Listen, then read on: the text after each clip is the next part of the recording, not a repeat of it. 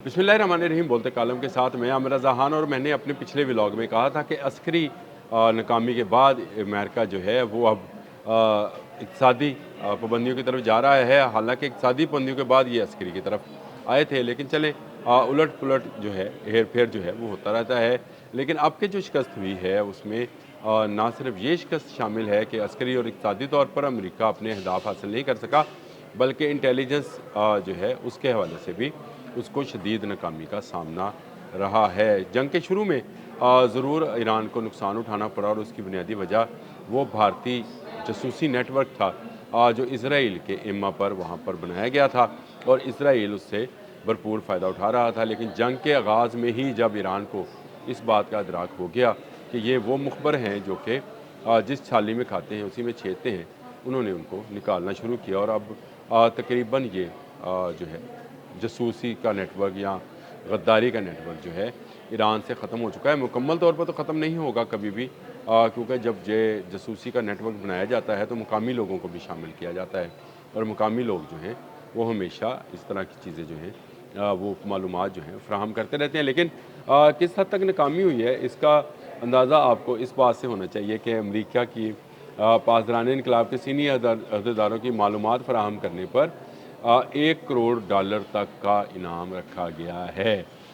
इसका मतलब ये है कि आप इनको ढूंढने में नाकाम हुए हैं। ये कोई बहुत मतलब आप इसको इस तरह से समझें कि मुस्तफ़ा खामनई नहीं है जिनको आपने तलाश करना था।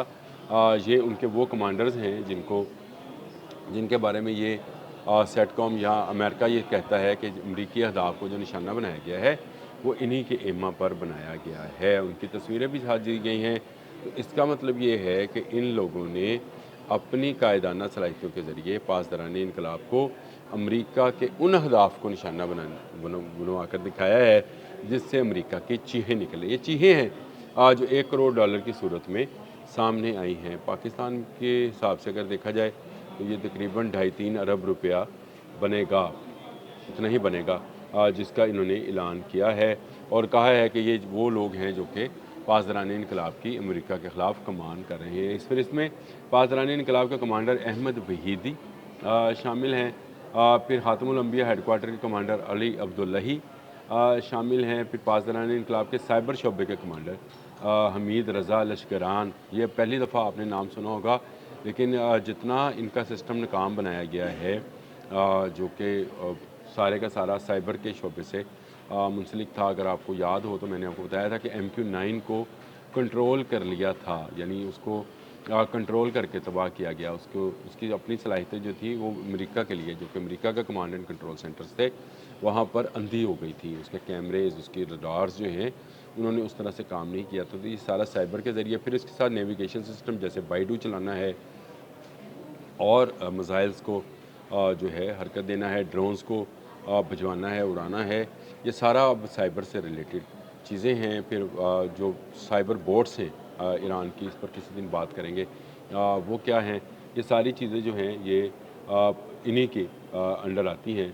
कमांडर हैं जी हमीद रज़ा लश्करियान। फिर इसमें सैयद आका जानी और मजीद हादमी के नाम भी शामिल हैं, ये भी पासदारान इनकलाब के हैं। ये सैयद आका जानी जो हैं ये फ़ज़ाई और हलाई फ़ोर्स के साबिक़ कमांडर थे, जबकि मजीद हादमी पासदारान के इंटेलिजेंस कमांडर हैं।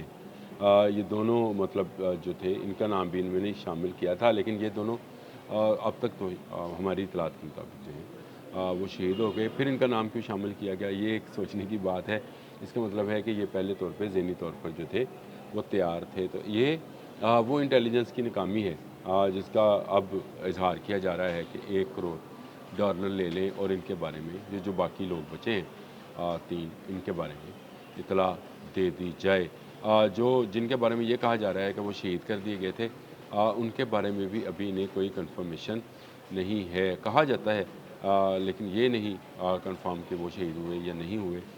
ईरान ने अगर इक़्तिसादी और अस्करी तौर पर अमेरिका को नाकाम बनाया है तो उसने जासूसी के सिस्टम में भी अमेरिका को नाकाम बनाकर दिखाया है। अमेरिका और इसराइल और अमेरिका का CIA और मोसाद इसराइली जो हैं ये अब उसमें, और रॉ भारत का भी वो कामयाब नहीं हो पा रहे हैं। इसीलिए ये इनामी रकम का ऐलान जो है वो किया जा रहा है। लेकिन क्या कोई $1 करोड़ के लिए جو ہے ایران کے خلاف ایرانی کو جو ہے مخبری کرے گا کہ پاسدارانی انقلاب سے کوئی ان کو بڑی امید ہے کہ وہاں سے ان کو جاسوسی ملے گی، تو یہ اس میں بھی ناکام ہوں گے۔ یعنی اب 3 محاذ آپ رکھ لیں، ایک عسکری ہے جس میں ناکامی امریکہ کو ہوئی، پھر اقتصادی ہے جو پابندیاں عائد کی گئی ہیں، نئی پابندیاں، پرانی والی تو ناکام ہی ہے۔ اس کے بعد انہوں نے اب یہ ایک نیا حربہ استعمال کیا ہے اور لوگوں کو لالچ دینے کر کے یہ وہ انعامی رقم دیں گے اگر ان کی اطلاعات دی جائے گی، وہ پاکستانی تقریباً 2-3 ارب روپیہ اور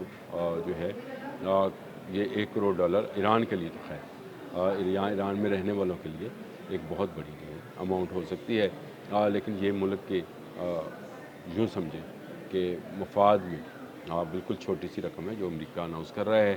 اصل میں امریکہ اپنی ناکامی کا اعتراف کھلے بندوں کر رہا ہے کہ اس نے اس کی انٹیلیجنس جو ہے اب پوری طرح سے فیل ہو چکی ہے، اس کے سیٹلائٹس تلاش کرنے میں ناکام رہے ہیں۔ میں نے 2 روز پہلے بھی ایک ولاگ کیا تھا جس میں نے یہ بتایا تھا کہ محسن رضائی نے یہ بتایا کہ ان کے جو میزائل سٹیز ہیں ان کو انہوں نے ان کی جگہ اتنی تیزی کے ساتھ تبدیل کی کہ امریکہ کو سمجھ نہیں آئی اور وہ پرانے ہی میزائل سٹیز کو دہانوں پر جو ہے بوم گراتا رہا۔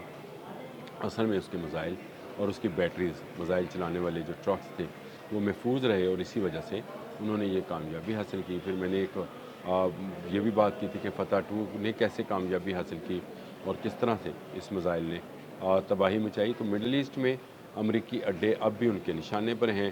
انٹیلیجنس اگر دیکھی جائے تو ایران کی انٹیلیجنس نے امریکی اور اسرائیلی انٹیلیجنس بشمول را کے بھارتی انٹیلیجنس کو بھی شامل کر لیں، بیک وقت تینوں کو ناکام بنایا ہے۔ ایران کے پاس وہ تمام معلومات ہیں جس کا ذکر زیلنسکی نے بھی کیا تھا کہ رشین سیٹلائٹس اور چائنیز سیٹلائٹس جو ہیں ایران کو معلومات فراہم کرتے ہیں۔ تو اس کا مطلب یہ ہے کہ ایران کو تو معلومات مل رہی ہیں، ایران کے اندر کیا ہے امریکہ کو یہ معلومات نہیں مل رہی ہیں، اور یہ سب سے بڑی کامیابی اگر آپ سمجھیں تو یہ جنگ کے دنوں میں ایران کے پاس ہے تو اس کی تمام قوت جو ہے وہ کہاں پر پوشیدہ ہے یہ کسی کو معلوم نہیں ہے۔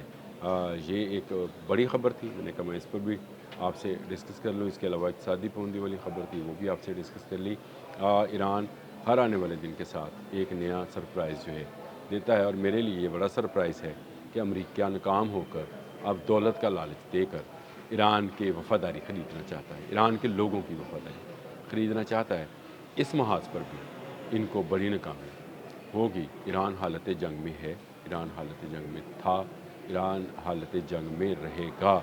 آپ نے حماس اس کے کنٹرول میں تھی، اس کے کنٹرول میں ہے، اس کے کنٹرول میں رہے گی، یہ میں ہمیشہ آپ سے کہتا رہتا ہوں۔ امریکی انٹیلیجنس کو بری طرح سے ناکامی ہوئی، موساد کی رپورٹس پر یہ ساری کارروائی شروع کی گئی تھی، اور یہ کہا گیا تھا کہ موساد جو ہے کہ ایک بام گرنے کے بعد یا ایک علی خامنئی کے شہید ہونے کے بعد ایران کے لوگ باہر نکلیں گے اور واپس بادشاہی نظام کی طرف چلے جائیں گے۔ ایسا کچھ نہ ہوا، اس کا خود سے بھی امریکہ مشاہدہ کر چکا ہے۔ اسی لیے اپنی ناکامی کو چھپانے کے لیے اب وہ دولت کا سہارا لینا چاہتا ہے، ڈالرز دکھانا چاہ رہا ہے، لیکن ان ڈالرز کے بدلے میں کوئی ایرانی اپنا ضمیر فروخت نہیں کرے گا۔ اب تک کے لیے اتنا ہی، اللہ حافظ۔